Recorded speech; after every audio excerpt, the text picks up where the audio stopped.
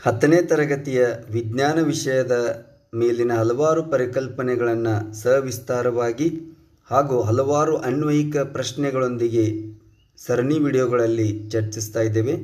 ಅದರ ಮುಂದುವರೆದ ಭಾಗವಾಗಿ ಈ ದಿನ ಪ್ರಕ್ಷೇಪ ಎಂದರೇನು, what is meant by precipitate, ಪ್ರಕ್ಷೇಪಣ ಕ್ರಿಯೆ ಎಂದರೇನು, what is meant by precipitation reaction, ಹಾಗೂ ಪ್ರಕ್ಷೇಪ ಉಂಟಾಗಲು ಕಾರಣವೇನು ಎನ್ನುವ ಹಲವಾರು ಅನ್ವಯಿಕ ಪ್ರಶ್ನೆಗಳನ್ನು ಅತಿ ಸುಲಭವಾಗಿ ಹಲವಾರು ರೀತಿಯ ಉದಾಹರಣೆಗಳೊಂದಿಗೆ ನೋಡೋಣ. ಪ್ರಸ್ತುತಿ ನಾನು ಶ್ರೀ ರಾಜು ಭೂಶೆಟ್ಟಿ. ಮೊಟ್ಟ ಮೊದಲಿಗೆ what is meant by precipitate, ಪ್ರಕ್ಷೇಪ ಎಂದರೇನು ಎಂಬುದನ್ನು ನೋಡೋಣ. ಈ ಪ್ರಕ್ಷೇಪವನ್ನು ನಾವು ತಿಳಿದುಕೊಳ್ಬೇಕು ಅಂದರೆ ಒಂದು ರಾಸಾಯನಿಕ ಕ್ರಿಯೆಯನ್ನು ನೋಡೋಣ.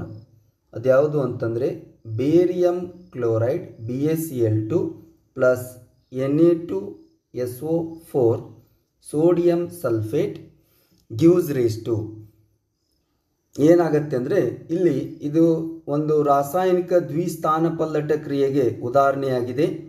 ಡಬಲ್ ಡಿಸ್ಪ್ಲೇಸ್ಮೆಂಟ್ ರಿಯಾಕ್ಷನ್ ಅಂತ ಹೇಳ್ತೇವೆ. ಇಲ್ಲಿ ಏನಾಗುತ್ತೆ ಅಂದರೆ ಈ ಒಂದು Ba+2 ಮತ್ತು SO4-2 ಈ ಎರಡೂ ಅಯಾನುಗಳ ನಡುವೆ ವಿನಿಮಯ ಆಗತ್ತೆ. ಅಯಾನು ವಿನಿಮಯ ಆಗಿ ಇಲ್ಲೇನು ಉಂಟಾಗತ್ತೆ ಅಂತಂದರೆ ಒಂದು ಉತ್ಪನ್ನ ಬರುತ್ತೆ. ಅದನ್ನೇ ನಾವು BaSO4 ಬೇರಿಯಂ ಸಲ್ಫೇಟ್ ಅಂತ ಹೇಳ್ತೀವಿ. ಇನ್ನು Na2Cl2 ಉಳಿದಿದೆ, ಅದನ್ನೇ ನಾವು ಬ್ಯಾಲೆನ್ಸ್ ಮಾಡಿ 2NaCl ಅಂತೇಳಿ ಬರಿತೀವಿ. ಹಾಗಾದರೆ ಇಲ್ಲಿ ಗಮನಿಸಬೇಕು ಏನು ಅಂತಂದರೆ ಈ ಒಂದು ರಾಸಾಯನಿಕ ಕ್ರಿಯೆಯಲ್ಲಿ ನಾವು ಏನು ಪ್ರತಿವರ್ತಕಗಳಾಗಿ ಬೇರಿಯಂ ಕ್ಲೋರೈಡ್ ತೆಗೆದುಕೊಂಡಿದ್ದೇವೆ, ಇದು ನೀರಿನಲ್ಲಿ ಕರಗತ್ತೆ. ಇನ್ನೊಂದು ಪ್ರತಿವರ್ತಕವನ್ನು ಸೋಡಿಯಂ ಸಲ್ಫೇಟ್ ಆಗಿ ತೆಗೆದುಕೊಂಡಿದ್ದೇವೆ, ಇದು ಕೂಡ ನೀರಿನಲ್ಲಿ ಕರಗತ್ತೆ.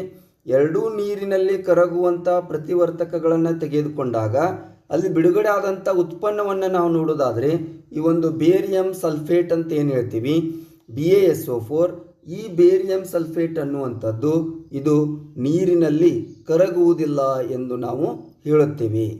ಆದರೆ ಸೋಡಿಯಂ ಕ್ಲೋರೈಡ್ ಅನ್ನುವಂಥ ಇನ್ನೊಂದು ಉತ್ಪನ್ನ ಏನು ಬಿಡುಗಡೆ ಆಗಿದೆಯಲ್ಲ, ಇದು ತಮಗೆಲ್ಲರಿಗೂ ತಿಳಿದಿದೆ, ಇದು ನೀರಿನಲ್ಲಿ ಕರಗತ್ತೆ ಅಂತೇಳಿ ಹೇಳ್ತೇವೆ. ಹಾಗಾದರೆ ಈ ಒಂದು ಬೇರಿಯಂ ಸಲ್ಫೇಟ್ ಏನು ನೀರಿನಲ್ಲಿ ಕರಗುವುದಿಲ್ಲಲ್ಲ, ಈ ನೀರಿನಲ್ಲಿ ಕರಗದ ವಸ್ತು ಇದು ಘನಸ್ಥಿತಿಯಲ್ಲಿಯೇ ಮುಂದುವರಿಯುತ್ತದೆ.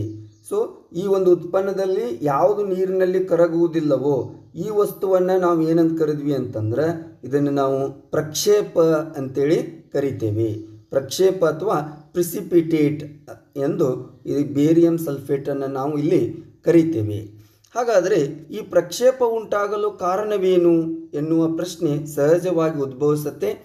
ಇದಕ್ಕೆ ಕಾರಣ ಏನು ಅಂತಂದರೆ ಇಲ್ಲಿ ತಾವು ಗಮನಿಸ್ಬೋದು, ಕ್ಯಾಟ್ ಅಯಾನ್ ಮತ್ತು ಯಾನ್ ಅಯಾನ್ಗಳು ಉಂಟಾಗತ್ತೆ. ಇಲ್ಲಿ Ba+2 ಈ ಒಂದು ರಿಯಾಕ್ಷನ್ನಲ್ಲಿ ನೋಡೋದಾದರೆ Ba+2 ಮತ್ತು SO4-2 ಇವೆರಡರ ನಡುವಿನ ಅಯಾನುಗಳ ಒಂದು ವಿನಿಮಯದಿಂದಾಗಿ ಇಲ್ಲೇನಾಯಿತು ಅಂತಂದರೆ ಇಲ್ಲಿ ಒಂದು ಪ್ರಿಸಿಪಿಟೇಟ್ ಅಥವಾ ಪ್ರಕ್ಷೇಪಣ ಉಂಟಾಯಿತು ಅಂತೇಳಿ ಹೇಳ್ತೀವಿ. ಹಾಗಾದರೆ ಅಯಾನುಗಳ ವಿನಿಮಯ ಆಗುವಂತಹ ಎಲ್ಲ ರಾಸಾಯನಿಕ ಕ್ರಿಯೆಗಳು ಪ್ರಕ್ಷೇಪವನ್ನು ಉಂಟು ಮಾಡುತ್ತವೆಯೇ ಎನ್ನುವಂಥ ಪ್ರಶ್ನೆ ಉದ್ಭವಿಸುತ್ತೆ. ಇದನ್ನು ನಾವು ನೋಡೋದಾದರೆ ಒಂದು ಉದಾಹರಣೆಯನ್ನು ನಾವು ಗಮನಿಸಬೇಕು. ಅರ್ಥ ಇಷ್ಟೇ, ಅಂದರೆ ಪ್ರಕ್ಷೇಪಣೆ ಉಂಟಾಗಬೇಕು ಅಂತಂದರೆ ಅಯಾನುಗಳ ವಿನಿಮಯ ಉಂಟಾಗಬೇಕು ಅಂದ್ವಿ. ಹಾಗಾದರೆ ಅಯಾನು ವಿನಿಮಯ ಉಂಟಾಗುವ ಎಲ್ಲ ರಾಸಾಯನಿಕ ಕ್ರಿಯೆಗಳು ಪ್ರಕ್ಷೇಪವನ್ನು ಉಂಟು ಮಾಡುತ್ತವೆಯೇ ಎಂದು ಪ್ರಶ್ನಿಸಿದಾಗ ಉತ್ತರ ಇಲ್ಲ. ಅಂದರೆ ಒಂದು ದ್ವಿಸ್ಥಾನಪಲ್ಲಟ ಕ್ರಿಯೆಯನ್ನು ನಾವು ಉದಾಹರಣೆಯಾಗಿ ತೆಗೆದುಕೊಳ್ಳೋಣ. ಅಂದರೆ ಎಲ್ಲ ದ್ವಿಸ್ಥಾನಪಲ್ಲಟ ಕ್ರಿಯೆಗಳು ಪ್ರಕ್ಷೇಪಣ ಕ್ರಿಯೆಗಳಾಗಿರುತ್ತವೆಯೇ ಎಂದು ನಾವು ಪ್ರಶ್ನಿಸಿದಾಗ ಅದು ಉತ್ತರ ಇಲ್ಲ ಎಂದು ನಾವು ಹೇಳುತ್ತೇವೆ. ಅಂದರೆ ಏಕೆ ಅನ್ನೋದನ್ನು ನಾವು ಉದಾಹರಣೆಯೊಂದಿಗೆ ನೋಡೋಣ. ನಮಗೀಗಾಗಲೇ ತಿಳಿದಿದೆ, ಪ್ರಕ್ಷೇಪಣ ಕ್ರಿಯೆಯಲ್ಲಿ ಉಂಟಾಗುವಂಥ ಹೊಸ ಉತ್ಪನ್ನ ನೀರಿನಲ್ಲಿ ಕರಗುವುದಿಲ್ಲ. ನೀರಿನಲ್ಲಿ ಕರಗದ ಒಂದು ಉತ್ಪನ್ನ ಉಂಟಾಯಿತು ಅಂತಂದರೆ ಅದನ್ನು ಪ್ರಕ್ಷೇಪ ಅಂತೇಳಿ ನಾವು ಹೇಳ್ತೇವೆ.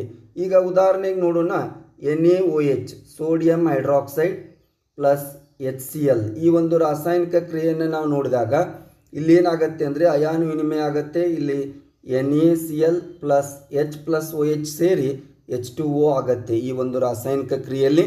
ಇಲ್ಲಿ ನೋಡ್ಬೋದು ಈಗಾಗಲೇ ತಮಗೆ ತಿಳಿದಿದೆ ಏನು ಅಂತಂದರೆ ಇಲ್ಲಿ ಉಂಟಾದಂಥ NaCl ನೀರಿನಲ್ಲಿ ಕರಗತ್ತೆ, ಇನ್ನೊಂದು ಉತ್ಪನ್ನ ಏನಿದೆ ಅದು ನೀರೇ ಆಗಿದೆ.